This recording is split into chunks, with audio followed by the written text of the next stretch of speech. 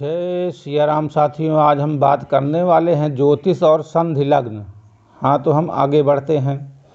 कुंडली क्या है इससे पहले समझते हैं। कुंडली कुछ नहीं, बस एक घड़ी की जिस तरह घड़ी समय बताती है, ठीक उसी तरह कुंडली से ग्रहों की स्थिति को देखा जाता है।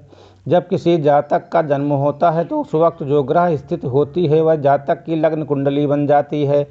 यानी आसान शब्दों में कहे तो उस वक्त के ग्रहों की जो स्थिति थी उसकी तस्वीर याद रखने वाली या समझने वाली बात यह है कि तस्वीर कभी भी नहीं बदलती। हाँ, एडिट उपाय करके थोड़ी सुधारी जा सकती है और ढंग से ना रखने से गलत निर्णय पर जल्दी खराब हो जाती है। हर 2 घंटे में जन्म कुंडली में लग्न राशि बदलती है। यानी एक लग्न लगभग 2 घंटे स्थिर रहता है, लेकिन बदलते वक्त भी 1 सेकंड ही लगता है। जैसे 19 जुलाई 2022 को सुबह 5:29 में सूर्य दूसरे भाव में था और लग्न की राशि मिथुन थी, और अगले ही सेकंड यानी सुबह 5:29 में सूर्य केंद्र में आ गया। लग्न राशि कर्क हो जाएगी। रात 3:14 तक वृष लग्न था और 3:14 से 51 पर लग्न मिथुन हो गया। इसके बाद सुबह 5:29 पर लग्न बदला, यानी लगभग 2 घंटा 14 मिनट 17 सेकंड के बाद। लेकिन गौर करने वाली बात यह है कि इसमें से 1 सेकंड आया जब लग्न बदल गया। बस यही समय संधि लग्न है। कई बार बच्चों के जन्म के समय को लेकर परिजनों में 5 या 10 मिनट का कन्फ्यूजन हो जाता है। अगर तो लग्न स्थिर रहा तो कोई दिक्कत नहीं होती है, लेकिन अगर उसी समय कन्फ्यूजन में लग्न बदल गया और जातक का परिवार ज्योतिष में विश्वास करने वाला हुआ तो उन्हें काफ़ी ज्योतिषियों के चक्कर लगाने पड़ जाते हैं। सही लग्न जानने के लिए बर्थ टाइम रिफ्लेक्टेशन के जरिए चीज़ें सही तो हो जाती हैं, लेकिन उसमें कई बार मुँहमांगी या काफ़ी ज़्यादा फीस मांगी जाती है।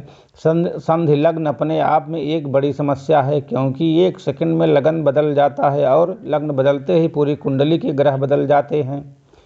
ऐसी स्थिति में ज़्यादातर लोग अंधेरे में ही तीर मारते रहते हैं। कभी निशाना लग गया तो उनकी भी जातक की किस्मत।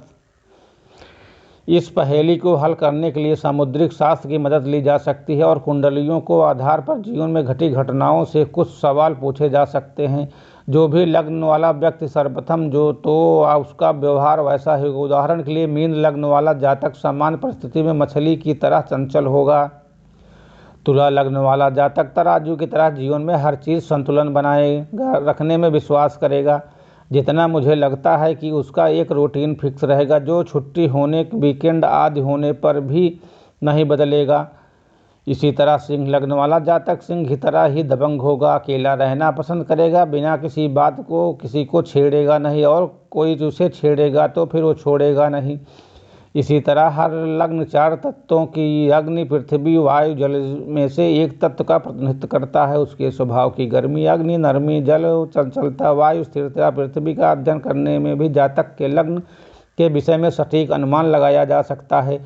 कुछ समय पहले घटी घटना का जिक्र करना चाहूँगा। मुझे विश्वास है कि ये घटना अगली बार संधि लग्न वाली समस्याओं में आपकी मदद करेगी। मैं अपने एक मित्र से मिलते उनकी दुकान पर गया था। उस मित्र का रत्नों का कारोबार है, इसलिए वहाँ एक ज्योतिषी पहले से बैठे थे। जैसे ही मैं वहाँ पहुँचा, मित्र ने मेरा परिचय उनसे करवाया। थोड़ी बातचीत के बाद ज्योतिष के विषय में चर्चा होने लगी। चर्चा के बीच मित्र अपनी कुंडली दिखवानी चाहिए। मैंने बोला, आप मुझे भेज देना, मैं हर दिन नहीं देखता। बगल में बैठे ज्योतिषी कुंडली देखने लगे। दोस्त को अपना समय कन्फर्म नहीं था। जो ज्योतिषी उसी कुंडली से फलादेश करने लगे। उस कुंडली के हिसाब से मित्र की राशि सिंह थी और दूसरे समय के अनुसार कन्या राशि थी। मुझे अपने मित्र का चेहरा कन्या राशि सा लग रहा था। कन्या राशि वालों का चेहरा अंडाकार या पतला होता और लंबा होता है। इसके मुकाबले सिंह राशि वालों का चेहरा शेर की तरह चौड़ा होता है।